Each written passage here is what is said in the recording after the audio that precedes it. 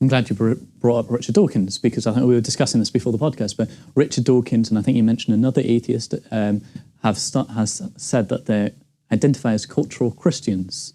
Why do you think that is? Like, why do you think atheists are starting to say that have gone against religion all their life? They say, firmly disagree with Islam, or firmly disagree, but Christianity, I would call myself a cultural Christian. They're starting to realize that history is true. And so even though Richard Dawkins, he was pushed last week also on, so you don't believe in free will, you don't believe in consciousness, or you don't know what that is, you don't believe in any of these big things that clearly fit our experience, you just believe in science. His answer to that was, he was embarrassed, but he said yes. He was totally embarrassed, and the conversation just ended. And so I believe even the Dawkins, with him saying I'm a cultural Christian, is starting to understand, no, it's not all just science. How I live ethically tattles what I truly potentially believe, or at least the culture that I'm swimming in. So the goldfish that's swimming next to the other goldfish and asks, what is water, isn't aware yet of what they're swimming in.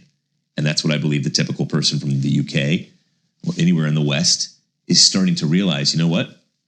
Judeo-Christian values are at the center of this, not Greek values, because a lot of people try and get out from it again, from the saying, oh no, it was the Greeks that did it.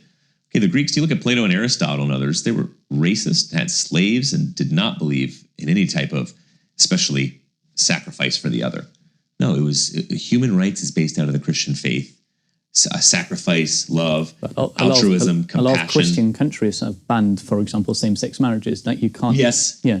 So that's a different conversation. Yeah. Well, then why would Dawkins and all these guys still call themselves cultural Christians? Yeah. If they saw that, I guess they don't have a big issue with it, even though they obviously are pro-gay marriage.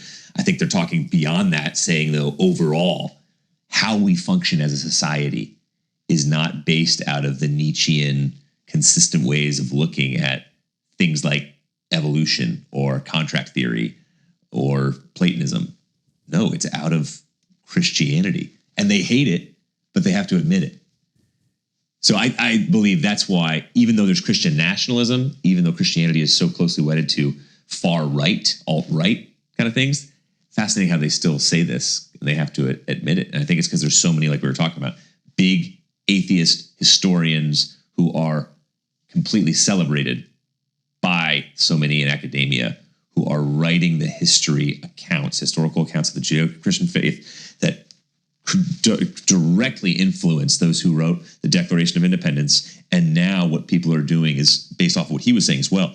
We think we're all good. An atheist recently said, all my kids are perfect. They have never sinned. And I thought he was kidding. He was dead serious. Oh, he was being serious? So really? It's humanism that's coming out and saying, it's just me. I'm all good. I'm great. And what humanism, though, is also living off of is your truth is your truth. I'm going to respect you. I would never step on your freedom. So much of that is just living off the fumes of the Christian faith. So again, the Tom Hollands and all these big authors are saying, we got to wake up and realize this. And so even Jordan Peterson, I'm not a Christian, but I am a Christian. So I don't believe in the resurrection, oftentimes what they mean.